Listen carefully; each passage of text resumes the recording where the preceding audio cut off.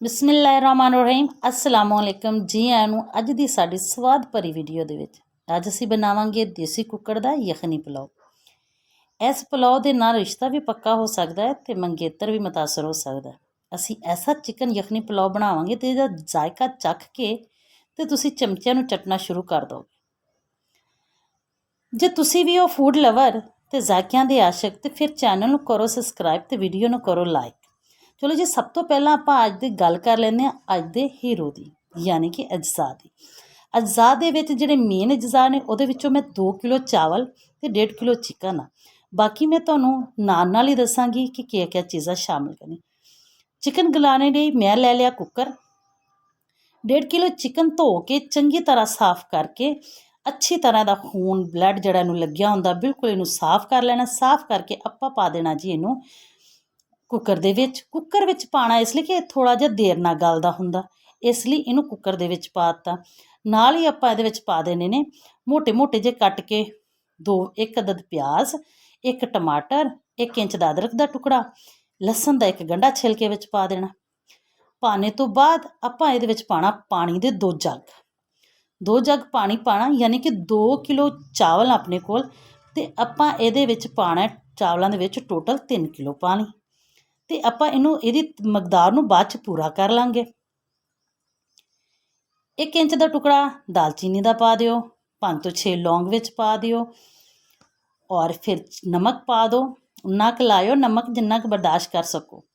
ਮਜ਼ਾਕ ਕਰਦੀ ਹਾਂ, ਇਹਦੇ ਨਮਕ ਜਿਹੜਾ ਹੈਗਾ ਨਾ ਇਹਨੂੰ ਤੁਸੀਂ ਇਹਦਾ ਚੈੱਕ ਔਰ ਬੈਲੈਂਸ ਕਰਨ ਦਾ ਤਰੀਕਾ ਇਹ ਹੈ ਕਿ ਜਦੋਂ ਯਖਨੀ ਤਿਆਰ ਹੋ ਜਾਵੇ ਤਾਂ ਉਹਨੂੰ ਚੱਖ ਲੈਣਾ। ਅਗਰ ਨਮਕ ਤੁਹਾਨੂੰ ਯਖਨੀ 'ਚ ਤੇਜ਼ ਲੱਗੇ ਤਾਂ ਸਮਝੋ ਤੁਹਾਡੇ ਚਾਵਲਾਂ 'ਚ ਨਮਕ ਪੂਰਾ ਹੈ। ਥੋੜ੍ਹੀ ਜਿੰਨੀ ਹਲਦੀ ਪਾਵਾਂਗੇ ਤਾਂ ਕਿ ਬੋਟੀਆਂ ਨੂੰ ਸੋਹਣਾ ਜਿਹਾ ਰੰਗ ਆ ਜਾਵੇ ਅਤੇ ਫਿਰ ਕੁੱਕਰ ਨੂੰ ਲਾਵਾਂਗੇ ਸਟੀਮ। 15 ਮਿੰਟ ਜਦੋਂ ਚਿਕਨ ਨੱਚ ਕੇ ਤਿਆਰ ਹੋ ਜਾਊਗਾ ਨਾ ਅਤੇ ਫਿਰ ਆਪਾਂ ਉਹਨੂੰ ਕੱਢ ਲਾਂਗੇ ਬਾਹਰ। ਨੱਚ ਕੇ ਹੋ ਗਿਆ ਸਾਡਾ ਚਿਕਨ ਤਿਆਰ ਅਤੇ ਇਹਨੂੰ ਕੱਢਦੇ ਹਾਂ ਬਾਹਰ ਅਤੇ ਯਖਨੀ ਨੂੰ ਛਾਣ ਲੈਂਦੇ ਹਾਂ, ਬੋਟੀਆਂ ਨੂੰ ਕਰ ਲੈਂਦੇ ਹਾਂ ਅਲੱਗ। ਹੁਣ ਲੈ ਲਓ ਇੱਕ ਖੁੱਲ੍ਹਾ ਜਿਹਾ ਪਤੀਲਾ। ਖੁੱਲ੍ਹੇ ਪਤੀਲੇ 'ਚ ਚਾਵਲ ਪੱਕਣਗੇ ਅਤੇ ਚਾਵਲ ਬਣਨਗੇ ਬਹੁਤ ਮਜ਼ੇਦਾਰ। ਤੰਗ ਬਰਤਨ 'ਚ ਚਾਵਲ ਬਿਲਕੁਲ ਵੀ ਅੱਛੇ ਨਹੀਂ ਬਣਦੇ। ਅਤੇ ਇਹਦੇ ਵਿੱਚ ਘੀ ਪਾ ਲੈਣਾ ਆਪਾਂ 250 ਗ੍ਰਾਮ। 2 ਕਿਲੋ ਚਾਵਲਾਂ 'ਚ 250 ਗ੍ਰਾਮ ਘੀ ਪਾਓਗੇ ਤਾਂ ਬੜਾ ਹੀ ਜ਼ਬਰਦਸਤ ਰਹੂਗਾ। ਵੈਸੇ ਅਗਰ ਤੁਸੀਂ ਨਾਪੋ ਤਾਂ 1 ਪਿਆਲੀ ਘਿਓ ਦੀ ਹੋਏਗੀ ਇਹ। 1 ਪਿਆਲੀ ਘਿਓ ਦੀ ਪਾਉਣ ਤੋਂ ਬਾਅਦ ਤੁਸੀਂ ਇਹਦੇ ਵਿੱਚ ਬਰੀਕ ਕੱਟੇ ਹੋਏ ਪਿਆਜ਼, ਇਹਦੇ ਵਿੱਚ ਤਕਰੀਬਨ ਅੱਧਾ ਕਿਲੋ ਪਿਆਜ਼ ਤੁਸੀਂ ਪਾ ਦਿਓ ਤਾਂ ਕਿਆ ਹੀ ਉਹਦਾ ਟੇਸਟ ਆਏਗਾ। ਬਰੀਕ ਕੱਟੇ ਹੋਏ ਪਿਆਜ਼ ਆ ਜਿਹੜੇ ਮੈਂ ਇਹਦੇ ਵਿੱਚ ਪਾ ਦਾਂਗੀ। ਮਾਸ਼ਾਅੱਲਾ ਬਹੁਤ ਹੀ ਜ਼ਬਰਦਸਤ ਪਿਆਜ਼ ਆਏ ਹੋਏ ਨੇ ਅੱਜ ਕੱਲ੍ਹ ਮਾਰਕੀਟ 'ਚ, ਬੜੇ ਹੀ ਪਿਆਰੇ ਲੱਗਦੇ ਨੇ।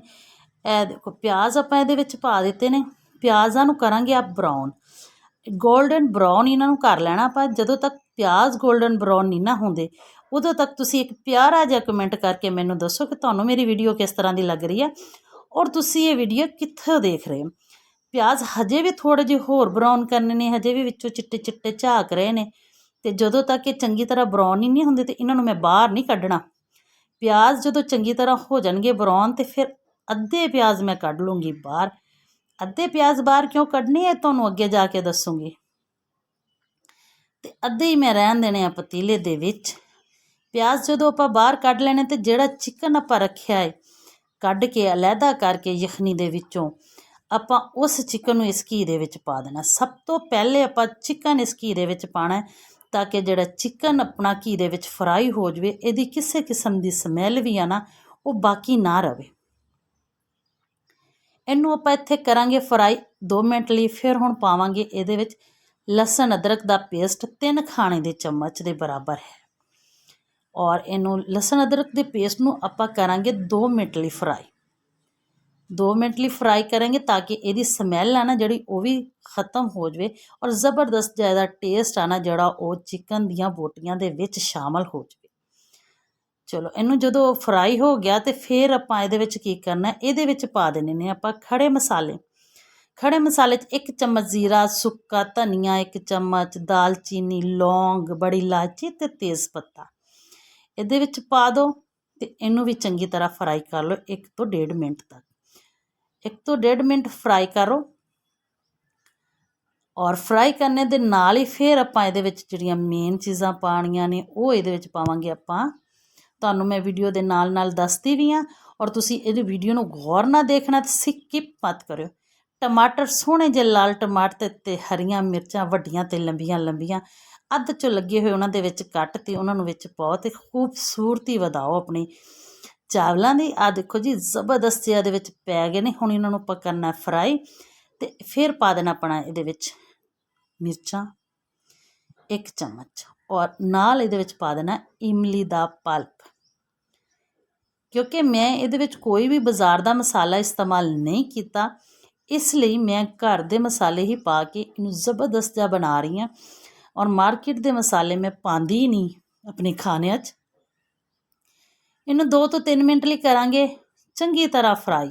ਜਦੋਂ ਚੰਗੀ ਤਰ੍ਹਾਂ ਫਰਾਈ ਹੋ ਜਾਏਗਾ, ਮਾਸ਼ਾਅੱਲਾ ਬਹੁਤ ਹੀ ਸੋਹਣੀ ਖੁਸ਼ਬੂ ਆ ਰਹੀ ਹੈ, ਬੜਾ ਹੀ ਪਿਆਰਾ ਜ਼ਾਇਕਾ ਆ ਰਿਹਾ। ਤੁਸੀਂ ਵੀ ਬਣਾਓਗੇ, ਟਰਾਈ ਕਰੋਗੇ ਤਾਂ ਤੁਸੀਂ ਵੀ ਕਹੋਗੇ ਕਿ ਵਾਕਿਆ ਹੀ ਕੋਈ ਸ਼ੈ ਬਣ ਕੇ ਤਿਆਰ ਹੋਈ ਹੈ।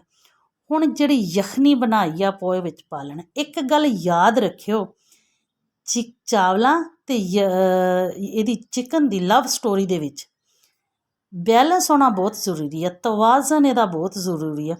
ਅਗਰ ਜੇ ਇਹਦਾ ਤਵਾਜ਼ਨ ਖੋ ਗਿਆ ਤਾਂ ਚਾਵਲਾਂ ਨੂੰ ਹਲਵਾ ਬਣਦਿਆਂ ਦੇਰ ਨਹੀਂ ਲੱਗਣੀ।